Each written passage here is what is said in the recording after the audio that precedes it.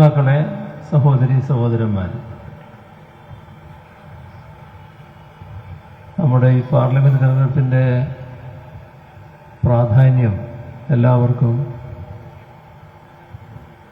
നല്ല നിലക്ക് ബോധ്യമുള്ള കാര്യമാണ്. അതാണ് ഈ തെരഞ്ഞെടുപ്പിൻ്റെ ഏറ്റവും വലിയ പ്രത്യേകത. നമ്മുടെ